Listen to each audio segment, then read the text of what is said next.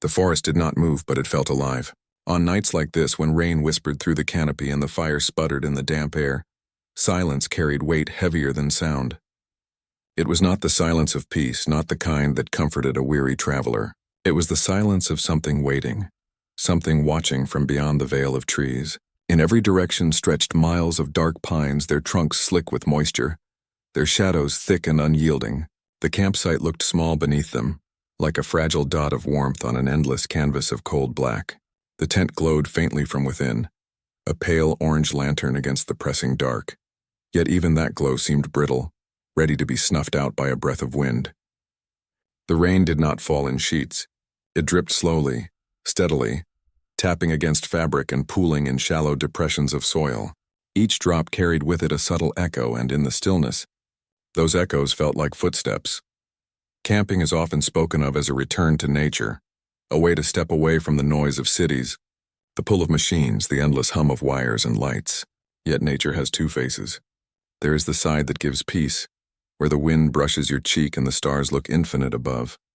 And then there is the side that takes, the side that shows teeth, the side that makes every flicker of firelight look like the last barrier between yourself and something vast, ancient, and hostile. That night belonged to the second face. The legend began with nothing more than a weekend trip. A small group decided to test their courage, far from highways and lights, deep enough into the woods that their cell phones became useless ornaments. They brought gear, food, and laughter. They believed themselves in control. Yet control in the wilderness is fragile. A single snapped twig can unravel a fragile sense of safety. A sudden shadow can make the mind question what it saw. There is an old saying whispered among rangers and search teams who spend years combing the woods for those who do not return. The forest keeps what it wants. From the beginning, the air felt wrong. The group had driven past the last paved road, rolled over gravel, and eventually abandoned the car where mud made further passage impossible. Their boots carried them into a world without trail markers, where maps blurred into little more than guesswork. The rain began as mist, curling through the branches, dampening hair and packs, seeping into clothing until warmth became difficult to hold. It seemed harmless enough, the way discomfort always begins. Yet every step deeper was a step farther from return, though none of them admitted it. People rarely sense the danger until it becomes impossible to ignore. That night, firelight rose and fell as the wood hissed under the wet. They tried to ignore the sounds, the faint cracks between trees, the unnatural pauses in the rhythm of rain. But there are silences that do not belong in the wild. There are moments when even the insects and the birds withdraw, leaving the night too empty. It was in that hollow silence that the first fear appeared. No one spoke of it aloud, but each of them felt it in their bones. The trees were not merely standing. They were watching. Sleep in such a place is not rest. It is surrender. Inside the thin walls of a tent, hearing the rain gather and slide, hearing the fire struggle, the campers closed their eyes knowing they were vulnerable. The forest pressed close, the air heavy, the kind of air that seems to muffle screams before they are made. A branch snapped in the distance. Someone stirred, sat upright, breath catching in their throat. Another whispered, asking if anyone else had heard it. The answer was silence, then the steady heartbeat of rain. Yet once you notice the sound of a snap in the woods, you cannot unhear it. Your mind replays it again and again until imagination supplies footsteps following behind it. What followed would be told in fragments, because terror often shatters memory into sharp pieces rather than whole accounts. Later there would be testimony, there would be theories, there would be investigations that combed the ground for evidence of what moved among those trees. But the hook of the story, the part that cannot be forgotten, is this. By morning, not all of them would be accounted for. The rain would not stop. The fire would be cold. The tent would still glow faintly under the gray light of dawn, but its walls would hold no safety. The forest, as always, would be still and silent, keeping its secrets. Some say the greatest fear is not the dark itself, but what lingers within it, unseen, unheard, but always felt. The campers entered with laughter, but the forest heard their voices and answered in silence. Was it madness born of isolation? A predator stalking through the wet leaves, or something older than memory dwelling in the pines? That question has no answer, and perhaps it does not need one. Because every person who has spent a night under canvas in the woods knows the feeling, even if they cannot name it. that fragile sense of being one mistake, one sound, one shadow away from never being found again. So as the rain pattered that night, as the flames died low, as the silence grew deeper and heavier, the forest seemed to breathe. And within that breath lingered the beginning of a story that would never truly end. A story whispered still by those who know that nature is not always kind, and that sometimes the woods do not give back what they take. The forest where the story unfolded had a history of quiet unease, a place where locals offered warnings disguised as folklore. Maps showed it as an ordinary stretch of wilderness, nothing more than endless lines of trees and rivers, but stories drifted from one generation to the next. Old hunters spoke of strange echoes that carried farther than they should have, of shadows that did not match their source, of nights when even campfires seemed to give off no warmth. The place was not famous, not a tourist attraction, not marked with plaques or stories carved into books. It was only known by those who lived near it, who grew up hearing the whispers of its strangeness and who chose carefully the spots where they would step. And when outsiders came, chasing the idea of adventure or solitude, the locals said nothing. Warnings were wasted on those who believed themselves untouchable. The group who entered that place carried with them more than tents and rations. They carried the restless hunger of people who wanted to test themselves against silence. They were not children, yet they were not wise enough to recognize the signals of danger. They came from towns where the noise of cars dulled the senses, where nights were pierced with neon lights and street lamps. They longed for a taste of something raw, something stripped of the comforts they had always known. In them was a quiet pride, the kind that pushes people farther than they should go, convincing them that to walk deeper into the forest was to prove their strength. They had read articles about survival, had studied guides that told them how to build a fire in the rain, how to follow the stars when paths disappeared. Knowledge, however, is not the same as wisdom. The rain greeted them almost immediately. It came without warning, soaking the edges of their packs, dampening the ground, loosening the soil beneath their boots. They muttered about the timing, cursed their luck, but still pressed forward. Water ran down their faces, gathered at their collars, seeped into the cloth that weighed them down. And yet beneath the discomfort there was a strange exhilaration. They believed that suffering through the storm was part of the story they would later tell, a detail that would make their adventure feel more real, more significant. They could not sense the shift in the air, that strange pressure that always lingers in places where things are not entirely right. They could not see the eyes that seemed to hide behind branches, watching the procession of strangers who dared to walk so deep. By dusk, their laughter had grown quieter. The fire they built hissed and cracked but offered little warmth. The forest seemed to expand with the night, each tree stretching taller, each shadow thickening until their small circle of light felt swallowed by the dark. Around them lay silence, broken only by the tapping of rain and the occasional groan of wood in the wind. There were no distant calls of animals, no rush of wings, no cry of an owl. Even the river not far from where they camped seemed muted, as if its waters were swallowed by the dark instead of echoing through it. They noticed, though none spoke of it aloud, that the quiet was unnatural. A forest is rarely silent. When it is, something has silenced it. One of them, restless, walked a short distance from the camp before the rain grew heavier. His flashlight beam cut across wet bark and slick moss, but the light seemed weak, absorbed by the blackness rather than pushing it back. He thought he saw movement, a ripple between trees, too tall to be a deer, too fluid to be a falling branch. His hand tightened on the light, but by the time he swung it back, the shape was gone. He returned to the fire and said nothing, his clothes dripping, his skin clammy with more than rain. Some truths feel dangerous to speak aloud. The others busied themselves with small tasks, tightening ropes, adjusting the tent, watching the flames as if fire could anchor them. But unease had already taken root. Each creak in the forest made their shoulders tense. Each drop that struck, the canvas of the tent felt amplified as if someone tapped from the outside. They told themselves it was nothing, because that is what people do when fear approaches. They rationalize, they cover the dread with words. But words could not hide the feeling that the forest leaned closer with every hour, listening to their voices, breathing with them. The place had always carried an undercurrent of tragedy, though they did not know it. Long before their arrival, search teams had combed these woods for those who wandered too far. Hikers vanished, their tracks leading nowhere, their gear found. abandoned as though they had stepped out of their lives mid-stride.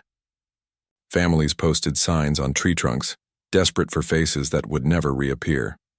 Local authorities marked the incidents as accidents, explained them away with plausible causes: fatigue, wild animals, disorientation. Yet the number of vanishings in that region sat uneasily against logic. Too many had gone missing. Too many stories ended without closure. And each time the rain returned, villagers whispered that the forest was gathering again, adding to its silence. By the time the campers lay inside their tent, wrapped in damp sleeping bags, they felt the presence of that history without knowing it. Their laughter had died, replaced by whispers and silence. They pressed their ears to the wet ground, listening to noises they could not explain. Faint thuds, like heavy steps, or the dragging of something through the mud. The fire flickered, weakly outside, its light casting shadows that seemed to move when no one stirred. Their bodies lay restless, their eyes wide in the dark. Fear does not need reason. It only needs the suggestion of danger, and the forest provided it with generosity. That night, the context of their journey shifted. It was no longer a trip to test their endurance. It had become a trial of survival, a confrontation with forces that could not be named. They were not merely camping.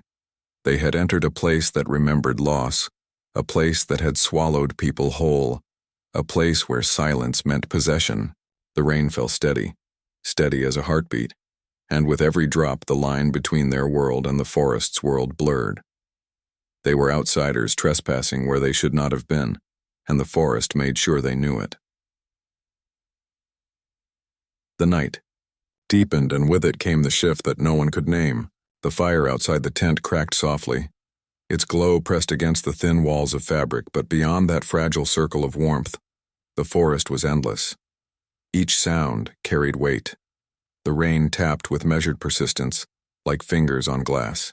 The wind slipped between the trees, whispering in tones that were almost words. And then came the interruptions, the sudden pauses, the fractures in rhythm that did not belong. A twig snapping, a crunch of wet soil beneath weight too heavy to be explained by deer or fox. The group lay stiff in their sleeping bags, each person listening, each one silently hoping that the others had heard nothing. Fear thrives in silence, and silence was all they had. When the first voice spoke, it was barely more than a breath. Someone whispered that they thought they saw movement outside. The words trembled into the space between them, and the tent seemed to shrink smaller, as if the walls leaned closer with the confession. No one answered at first. They lay still, their hearts thudding louder than their words, until another voice admitted that they had also seen it. A flicker at the edge of the firelight. The air grew heavier after that, the rain louder, the shadows deeper. Once fear is named, it cannot be untangled from imagination. Every sound became suspect. Every shift of the forest became a threat. Hours stretched slowly. The fire burned lower, and though no one wanted to leave the safety of the tent, someone was forced to step outside to tend it. The zipper rasped in the dark, sharp and invasive. The canvas flapped as cold air pushed inside, and then one of them disappeared into the night with a flashlight clutched like a weapon.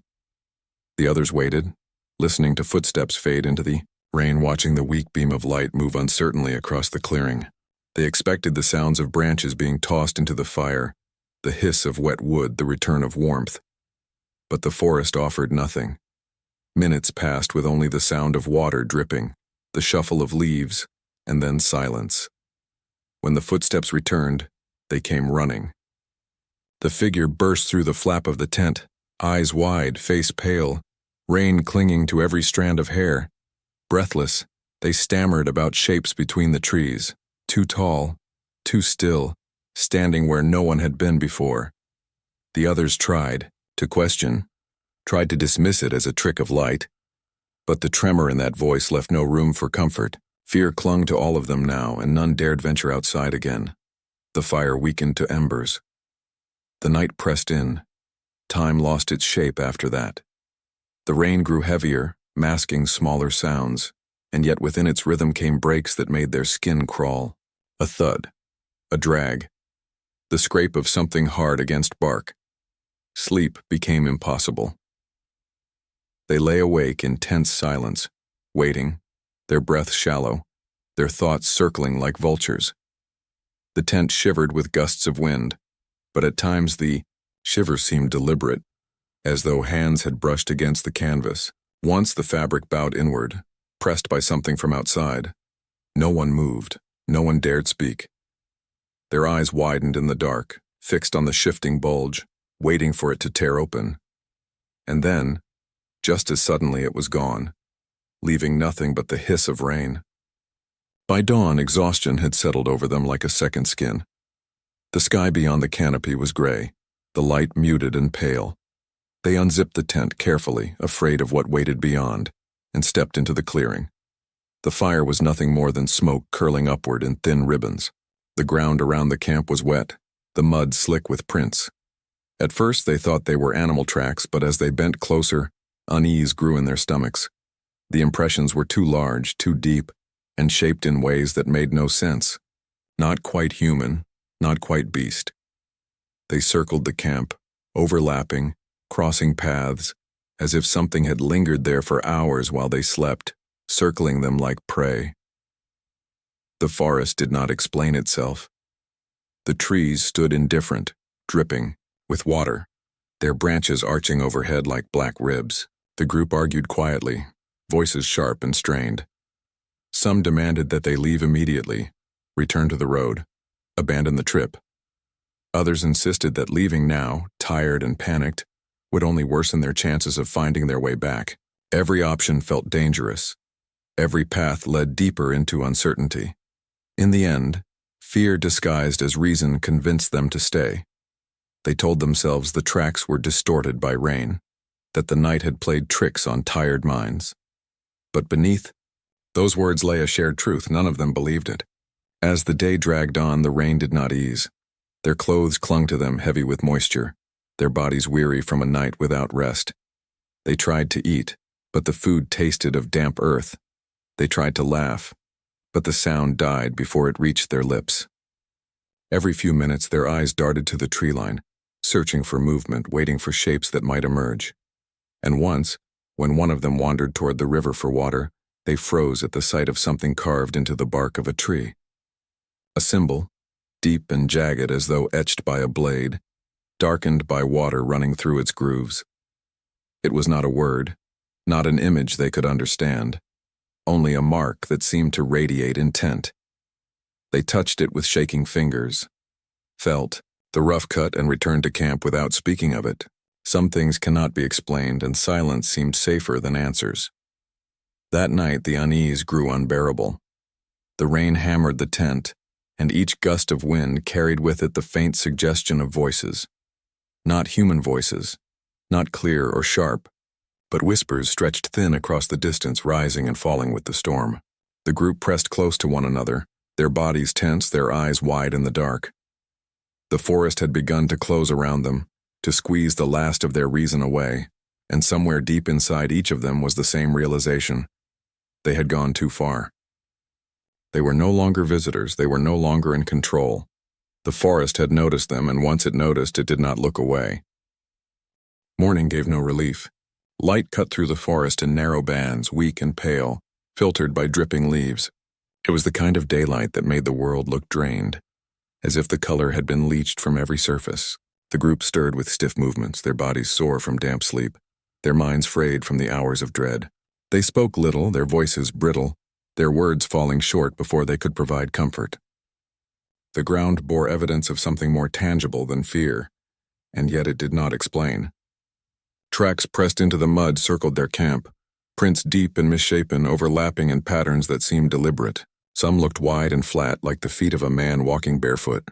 Others were longer, pointed, etched with strange curves that made no sense. They tried to measure them against their own boots, but nothing aligned. The rain had softened the edges, yet even blurred. The shapes were too distinct to dismiss. One of them picked up a branch broken at an odd angle. The wood splintered and stripped as though something strong had twisted it out of the ground. Another found shallow grooves in the bark of a tree near the clearing. They looked at each mark as if it might offer answers. But the forest does not leave explanations carved neatly into its skin. It leaves questions, and questions rot the mind. Later, when survivors tried to explain what they had seen, they gave inconsistent details. One claimed the prints were larger than any animal could make, broad and flat, almost human, but distorted. Another insisted the marks were clawed, like a predator digging into the mud as it circled. A third said they were neither, that they seemed more like symbols pressed into the earth, repeating in sequences that might have meaning if anyone could decode them. Their words clashed, but none denied what they felt, that the camp had not been alone. Something had been there, pacing while they slept, moving closer than they had dared to believe. The strangest piece of evidence was the sound. Though each of them described it differently, they all remembered the dragging. It was faint, stretched thin across the night, almost hidden beneath the rain, but impossible to mistake once noticed. A heavy scrape like something rough and weighty pulled across wet soil. Some said it reminded them of stone dragged on stone. Others thought it sounded like wood dragged against bark.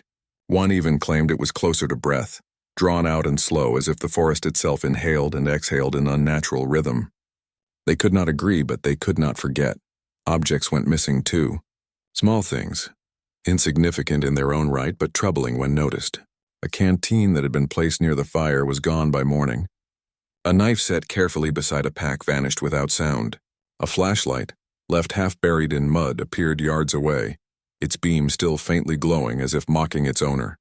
Nothing large disappeared, nothing dramatic, but the small displacement suggested something deliberate, something playing with their sense of control. When they tried to convince themselves it was human interference, perhaps other campers, perhaps someone lost in the woods, they faltered. There were no other camps, no voices, no signs of travelers. They were alone, and yet their things moved. The rain continued its steady fall, and with it came the erosion of reason. Fatigue set in, but no one dared to rest deeply. When one closed their eyes, another jolted awake, startled by the snap of a branch or the brush of wind. They began to write things down, desperate to capture proof before it slipped into memory. Their notebooks filled with sketches of the prints, descriptions of sounds, lists of missing items. Yet the more they wrote, the more the accounts conflicted until the pages themselves became evidence of uncertainty. Some entries insisted the forest grew quieter with each hour, that life itself was draining away. Others swore they heard more voices in the night, whispers threading through the rain. To outside eyes, the notes read like madness, but to those who wrote them, they were lifelines against the collapse of understanding. When investigators later combed the site, they found fragments that aligned with the testimony, broken branches at unnatural angles, bark gouged in parallel lines as if by hands with more than 5 fingers, stones arranged in rough circles that the campers claimed they had not made. Yet nothing was conclusive, nothing offered clarity. The rain had washed much away, blurring the sharp edges of truth, leaving only suggestion. Rangers who walked the ground disagreed on whether the marks meant anything at all. Some dismissed them as tricks of weather, the chaos of falling branches and sliding stones. Others stared longer, unwilling to speak, sensing meaning they could not name. Psychologists would later argue that isolation breeds distortion. They claimed the campers' exhaustion and fear reshaped the world around them. The mind, when pressed too far, creates patterns from chaos, gives shape to shadows. They pointed to the contradictions in testimony, the inconsistency of details, the way fear magnified ordinary events. Perhaps the prints were animal tracks softened by rain. Perhaps the missing objects were misplaced in the dark. Perhaps the whispers were nothing more than water running through hollow trunks. Perhaps. And yet there were pieces that resisted dismissal. The knife that never returned. The footprints too wide for any local creature, pressed so deep into the mud that they would have required weight beyond human scale. The symbol carved into bark that matched no tool mark, no known language, no random break. These were not hallucinations etched on paper. They were physical, left for others to see, to touch, to feel. Conflicting accounts. Objects out of place. Marks without meaning. Evidence both undeniable and useless. That was the heart of the story. Fragments that proved something had happened, but never enough to explain what. The forest had given them clues, scattered and cruel, and then withdrawn, leaving them trapped between disbelief and dread. And once evidence exists without explanation, fear grows deeper. It no longer matters what is real. It matters only that something was there and it chose not to reveal itself. Fear does not vanish when the sun rises. It lingers, hiding in quiet corners, waiting to return in moments when the world seems safe again. For those who walked out of the forest, their bodies damp and their packs half empty, fear clung to them like the rain. It seeped into their sleep, their conversations, their days long after they reached the edge of the woods. They told themselves they were free, but the mind does not release what it cannot explain. Something had circled them. Something had touched their lives and left no name behind. That absence became heavier than the experience itself. One of them stopped camping altogether. A person who once loved the smell of pine, the warmth of a fire, the hush of a lake at dawn now could not step near the edge of a tree line. They moved apartments, avoiding neighborhoods with wooded trails, avoiding parks where branches swayed overhead. Friends invited them on hikes and they refused, inventing excuses until no one asked again. Their fear was not dramatic, not shouted. It was quiet, subtle, a hollow space carved into their life where nature had once belonged.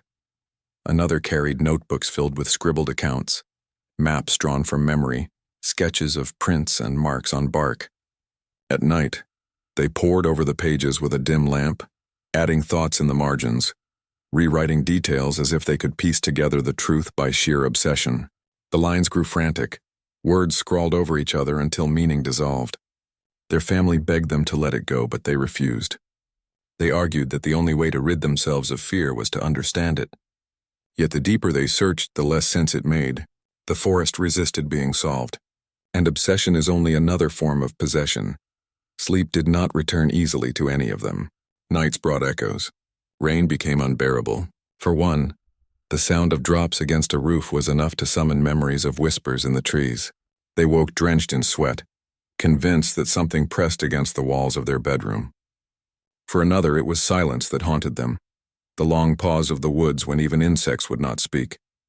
They began leaving radios on through the night, needing constant noise, terrified of what silence might bring back.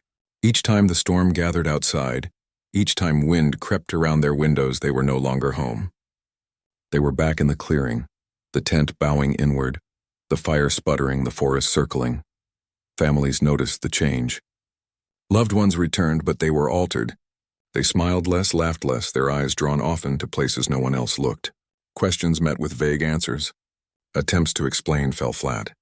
How can anyone describe dread without proof? How can you make another feel the weight of unseen eyes in the dark? The deliberate brush of something against thin canvas walls. Words are weak. The experience was not. So families carried their own burden, the helplessness of watching someone unravel from wounds invisible. The community surrounding them was no kinder. Some whispered that it was all imagined, that exhaustion and rain had broken their minds. Others speculated about hidden truths, fights within the group, secrets buried in mud. Rumors formed like rot, spreading quickly, feeding on uncertainty. Survivors became subjects of suspicion rather than compassion. Instead of sympathy, they were given distance. People did not want to touch a story that smelled of madness. Fear is contagious, and most prefer to keep it far away.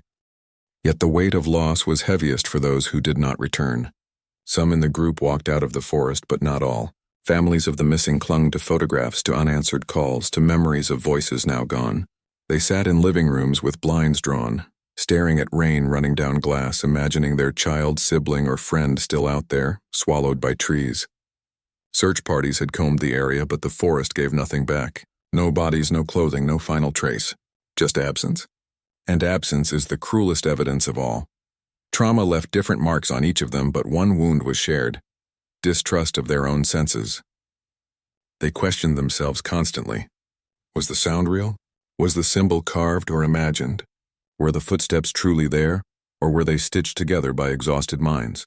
The inability to separate truth from fear hollowed them. Memory became suspect, and if memory cannot be trusted, what foundation remains? Paranoia became part of their daily lives. A creak of floorboards at night, a flicker of movement at the corner of vision, a pause in the hum of city noise, all reminders that reality is fragile, easily cracked. Psychologists tried to label their experiences. They spoke of mass hysteria, shared hallucinations, the effects of stress under isolation. They suggested that the missing may have wandered off in confusion, lost their way, vanished into the endless forest like so many before. But these explanations did not quiet the survivors. The mind knows when it has been touched by something larger, something colder, No diagnosis can erase the certainty of being prey. In time, years passed and still the stories clung. Some spoke less of it, letting silence swallow their memories, but silence is not the same as peace. Others continued to speak, their voices brittle, repeating details until they blurred. And always when the rain came, they fell quiet, their eyes distant, as if listening again for that dragging sound, that breath in the darkness, that slow circling of something that refused to show itself. Fear became their companion. It shaped their lives, not with screams or violence, but with a steady erosion of certainty. They could not walk into a forest again without feeling eyes. They could not sit by a campfire without imagining the dark just beyond. And worst of all, they could not live among others without carrying the secret knowledge that the world is far more fragile and far more cruel than anyone wants to believe. When the survivors stumbled back into civilization, the forest still clinging to their clothes and skin, the story did not end. It began again under harsher lights and sharper voices. Questions came quickly, relentless, from families, from neighbors, from officials who wanted clarity but found only fragments. Why had some returned while others did not? What had really happened in the clearing where rain never seemed to stop? Where were the missing? And why had there been no trail leading out? Answers were demanded, but what they offered were contradictions. They spoke of tracks that shifted shape, of symbols carved into bark, of sounds that slithered between raindrops. Investigators pressed them harder. Were they certain? Could exhaustion have twisted their senses? Had grief turned shadow into substance? But no interrogation could press out what the survivors knew in silence. Something had been there, and it had chosen not to reveal itself fully. Search teams entered the forest in the days that followed. Dogs sniffed mud that still carried the faintest impressions of wide prints. Rangers marked trees where bark had been scored. They carried radios, maps, and GPS trackers, confident that technology would succeed where fear had failed. Yet each search returned with less than it began. Equipment malfunctioned in subtle ways. Batteries drained faster than expected. Compasses shifted uncertainly. Radios crackled with static in zones where no interference should have been possible. Searchers lost their way even while standing on marked trails, finding themselves looping back to places they swore they had not passed before. Fatigue set in with unnatural speed, as though the forest itself fed on their strength. And at night, when camp was set for the cruise, whispers rose faintly from the tree line, leaving hardened men sitting upright with weapons in hand, eyes wide in the firelight. Official reports remained careful. They noted footprints but called them inconclusive. They acknowledged missing equipment, but left open the possibility of theft or misplacement. They recorded the disappearances as unresolved, attaching clinical phrases like presumed lost and possible misadventure. On paper, the case became just another entry in a long list of vanishings attributed to poor preparation or natural hazards. Yet beneath the ink, investigators muttered among themselves. Too many cases had emerged from this stretch of woods, too many with the same unfinished endings. It was not normal for land to consume so many without explanation. Theories swelled, fed by fear and silence. One theory was human, that someone lived within the forest, hidden from the world, feeding off travelers who wandered too far. Whispers spoke of a hermit, or perhaps a community long abandoned by society, hunting quietly, leaving marks to taunt those who dared step inside their domain. The missing objects, the canteen, the knife, the flashlight, became fuel for this idea, tools stolen to keep a hidden existence alive. But the scale of the footprints, the strange symbols carved into trees, clashed with the human explanation. Rangers said no hermit could twist branches with such force. No lost group could walk barefoot in mud and leave prints that sank so deep. Another theory placed the blame on predators. Bears, wolves, mountain lions, nature's hunters made flesh. Authorities pointed to these animals as likely culprits, suggesting that desperation or hunger had driven them to circle the camp. Yet the survivors knew the difference between predator and presence. No bear drags itself with the sound of stone scraping. No wolf arranges stones in circles or steals knives with deliberate intent. The prints had not been pawed. They had been something else. Animals could be ruled by instinct, but what stalked them had felt deliberate, patient, and cruel. The most unsettling theory came from whispers of the paranormal. People said the forest was cursed ground, that it fed on fear that had bent reality itself. Folklore hinted at old rituals of settlers who vanished centuries ago, of sacred places disturbed. Some believed the marks carved into bark were not random, but remnants of something older, messages left by those who came before and never escaped.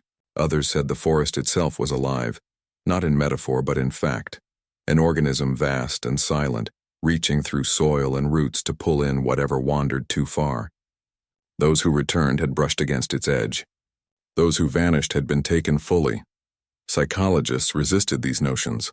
They pointed again to stress, to group panic, to hallucinations amplified by exhaustion. They described how the brain under duress weaves sounds into voices, shadows into shapes, fear into memory. They argued that the contradictions in testimony proved unreliability, not truth. But their explanations failed to account for the physical evidence, the missing possessions, the carved trees, the footprints measured and photographed before rain washed them away.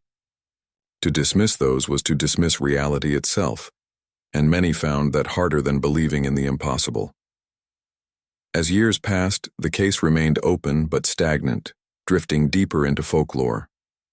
Families of the missing continued to ask questions, but the answers never changed. Survivors aged under the weight of memory, their voices carrying cracks of strain whenever they spoke of that night. Officials moved on to other tragedies, yet the forest remained untouched, vast and indifferent. Each new disappearance that followed, even if far from the original site, was tied back to the same story. People began to avoid the region, leaving roads and trails empty. Cabins rotted under moss, signs warning of unstable ground and flooding were placed at the forest edge, though everyone knew they were excuses, not truths. And still, theories multiplied. Some believed it was not the forest itself but what lived beneath it, caves deep and winding swallowing those who stumbled too close. Others swore by UFO sightings, lights flashing in storms that could not be explained, beams of unnatural silence that stripped voices from throats. And there were those who whispered about the rain itself, how storms always seemed to gather when the forest claimed someone new, how water dripped with rhythm like a language unspoken. No theory satisfied. None closed the wound. They remained, layered like damp soil, human, animal, paranormal, psychological, each plausible, each flawed, each leaving the same hollow truth at the center. Something was out there, and it had chosen its own rules. Theories offered comfort to those desperate for answers, but comfort is thin when it fails to bring the missing back. And so the case endured, not solved, not forgotten, but suspended in the same silence that had always defined that place. Years have passed, and still the story circles like the rain that never stopped falling that night. The forest stands unchanged, silent and vast, as if indifferent to the weight of memory. The roads that lead toward it grow cracked with neglect, the warning signs leaning and faded. But the trees remain upright, their dark spines stretching skyward, untouched by time. Travelers pass by on distant highways, unaware of the ground where others disappeared, unaware of the silence that swallowed voices whole. And yet for those who remember, for those who returned with eyes hollowed and hearts unsteady, the story has no ending. It lingers in their bones, in the spaces between their words, in the way they avoid looking toward the horizon when clouds gather. The forest does not let them go. Even now the evidence remains fractured, scattered across notebooks, photographs, and testimonies that never align. Some believe the mystery is human in nature, a crime carried out beneath the canopy of trees hidden in the storm. Others cling to the idea of predators or cults or restless hermits waiting for the lost to stumble into their domain. But no theory explains the dragging sound, the marks on bark, the footprints too heavy to be human. No logic explains the missing knife, the rearranged stones, the faint whispers beneath the rain. And so the story grows heavier with time, not lighter, because mystery feeds on the absence of closure. The families of the missing still live with that absence. They set empty places at tables. They keep photographs where the eyes seem to follow. They replay final phone calls in their minds until voices blur with static. Some visit the edge of the forest, leaving flowers at the tree line as though the ground itself might remember. They ask the same questions each year, their voices breaking in the same way, and each year officials repeat the same answer. Unresolved, presumed lost, unexplained. But how can a human life be presumed? How can laughter, touch, memory, and breath vanish into nothing without trace? The wound of not knowing grows sharper than any confirmed death. Grief can be borne, but uncertainty corrodes. For the survivors, life continues, though never in the way it once had. They speak little of the forest, but their silence carries weight. A glance at the rain is enough to see the memory resurface. Their hands tighten on cups of coffee when storms press against glass. Their shoulders stiffen when branches creak outside their windows. They live among others, but they are apart, because they have known what most never will. The certainty of being seen by something that should not exist. The certainty that silence can be alive. The story has spread, slipping from the lips of one generation to the next. Campers whisper it around fires. Hikers repeat fragments as they shoulder their packs. Locals use it as caution for children. And though the details shift with every retelling, the core remains the same. The forest keeps what it wants. The more it is told, the more it changes shape, until it is less about one group and more about all who have vanished in the woods without explanation.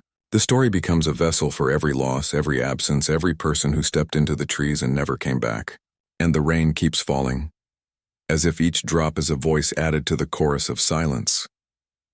Perhaps the most chilling part is not the footprints, nor the whispers, nor the carved marks. It is the idea that the forest does not act out of malice. Malice can be fought. Malice can be reasoned with. But what if the forest acts only out of indifference?